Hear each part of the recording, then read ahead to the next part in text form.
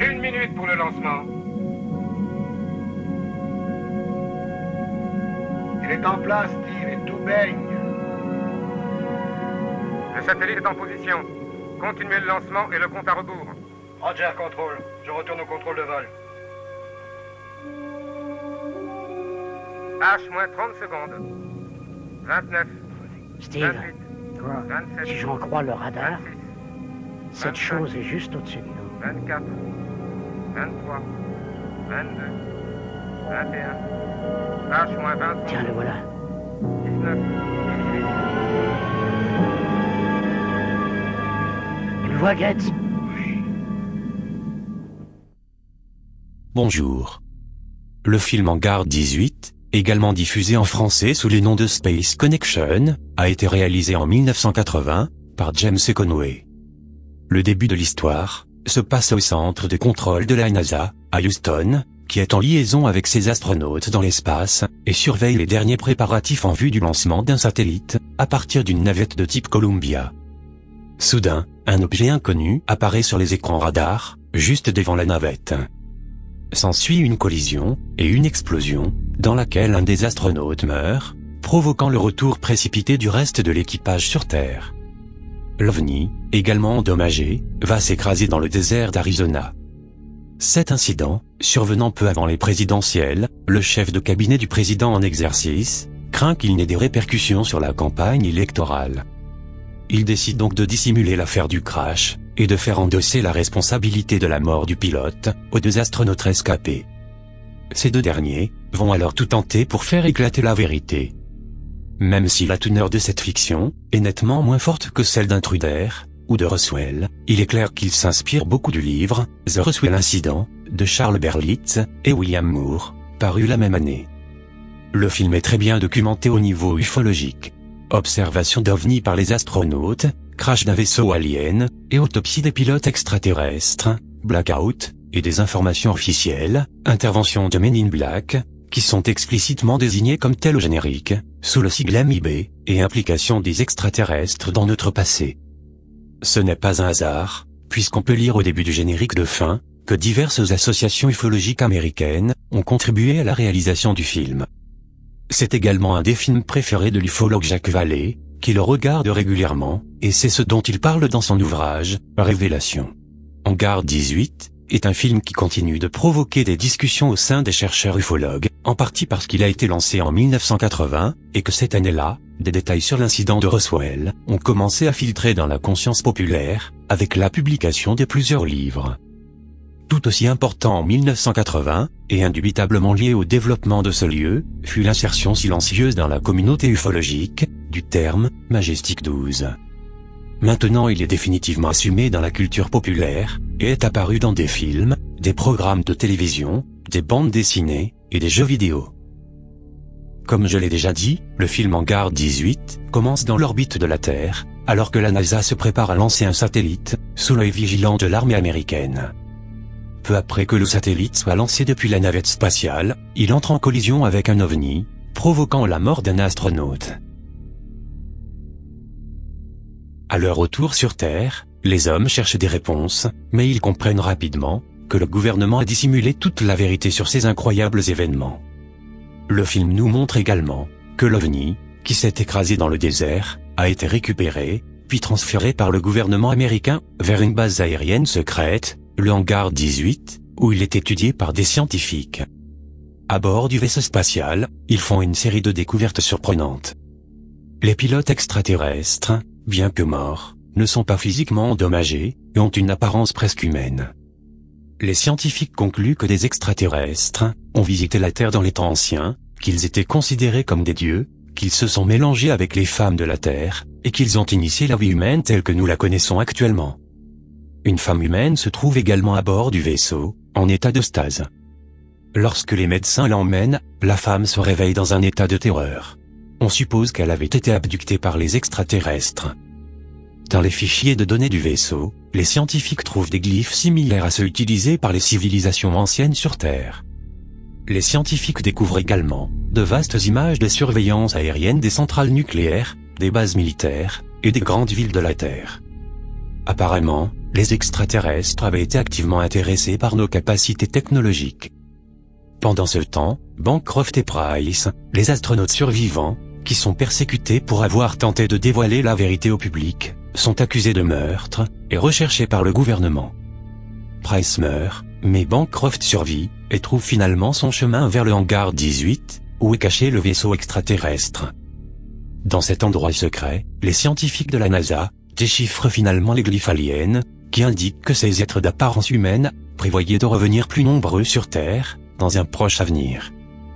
Pour éviter le risque que toute cette information sensible soit révélée, des agents du gouvernement envoient un avion télécommandé, rempli d'explosifs sur le hangar 18, dans le but de tuer tous ceux qui sont impliqués dans l'affaire, enterrant ainsi le secret pour toujours. Cependant, à l'insu de l'équipe d'assaut du gouvernement, Bancroft et plusieurs scientifiques de la NASA se sont réfugiés à bord du vaisseau spatial lorsque l'explosion survient. On découvre alors que le vaisseau est resté intact et s'avère invincible. Les survivants qui étaient à l'intérieur décident alors de laisser la vérité être connue. Le film se termine par une révélation publique du vaisseau spatial extraterrestre.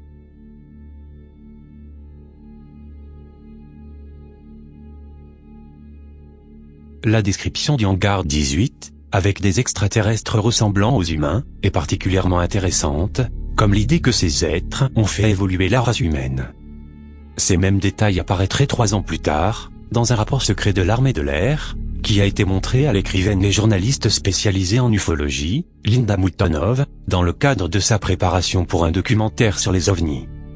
Le 9 avril 1983, lors d'une réunion à la base aérienne de Kirtland au Nouveau-Mexique, Richard Doty, officier des enquêtes spéciales de la force aérienne, lui a présenté un document dont le titre de la couverture était le suivant.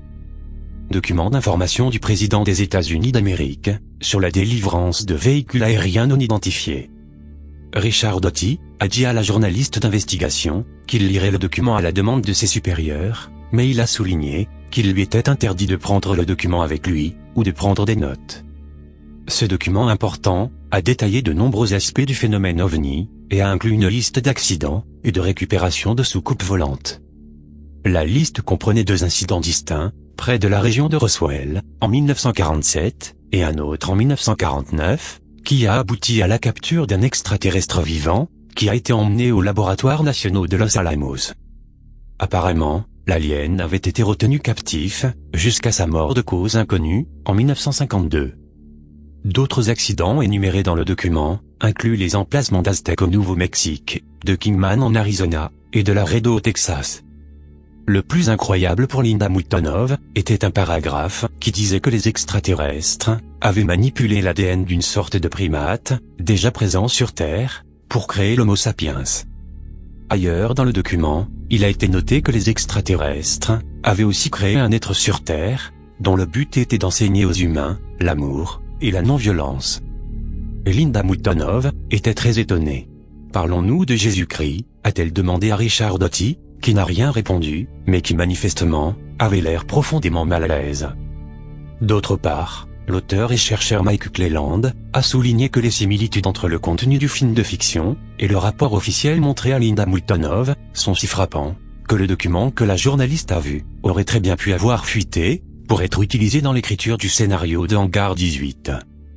En outre, Mike Cleland a déclaré: « Nous avons une journaliste qui a reçu un document secret de la force aérienne en 1983. La conclusion est que des personnes haut placées dans le gouvernement voulaient que cette information secrète soit révélée au public. 3 ans plus tôt, nous avions la sortie du film Hangar 18, révélant la même information, sous le couvert d'un film de fiction. Mais quelles sont les conclusions de tout ceci ? Sun Classic Pictures était un studio créé et dirigé par des Mormons, et Ray Jensen en était le premier président. Beaucoup d'auteurs, de producteurs et de directeurs de studio étaient également Mormons, y compris Robert Starling et Charles Sellier. Les plus grands crédits pour Sun Pictures étaient le Triangle des Bermudes et Hangar 18. Il est logique qu'un studio de cinéma, dirigé par des Mormons, montre de l'intérêt pour les ovnis. La cosmologie mormone soutient que la Terre n'est pas unique, mais seulement l'une de nombreuses planètes habitées, chacune créée par Dieu, dans le but de produire l'immortalité et la vie éternelle. les leaders mormons ont enseigné que les habitants de ces planètes sont presque identiques aux humains, tout comme les êtres extraterrestres du hangar 18, qui sont également humains. Kolob, un corps céleste décrit dans les écritures mormones comme une étoile, mérite également d'être mentionné dans cette discussion, mais il est généralement considéré par les Mormons comme une planète. On dit que c'est l'endroit le plus proche dans l'univers, du trône de Dieu. Dans le contexte de la science-fiction, la populaire série télévisée Battlestar Galactica incorpore de nombreuses croyances cosmologiques mormones dans son récit général. C'est parce que le créateur du programme, Glenn Larson, était lui-même un mormon. Dans la série télévisée, la planète Kobol, nom qui ressemble étrangement à Kolob, est le lieu de naissance de la race humaine, où les seigneurs de Kobol sont considérés comme sacrés. La question clé, liée au studio Sun Classic Pictures, et qui pour l'instant reste sans réponse, est la suivante. La production du studio reflétait-elle simplement les idéaux et les croyances mormones des auteurs et producteurs principaux, profitant ainsi du thème toujours populaire des ovnis, ou était-ce une stratégie plus noble de leur part, et de l'Église mormone elle-même, pour éduquer subtilement le public sur un aspect de la foi mormone, qui à notre époque, était devenue de plus en plus dérangeante, c'est-à-dire la divulgation de la vie sur d'autres planètes, et leur lien possible avec l'humanité. Quelle que soit la vérité derrière leur production, Hangar 18 est toujours un film fascinant et divertissant, un must pour tout fan de conspiration ovni, qui apprécie. Je vous laisse juger par vous-même, et je vous dis à très bientôt, pour une prochaine vidéo.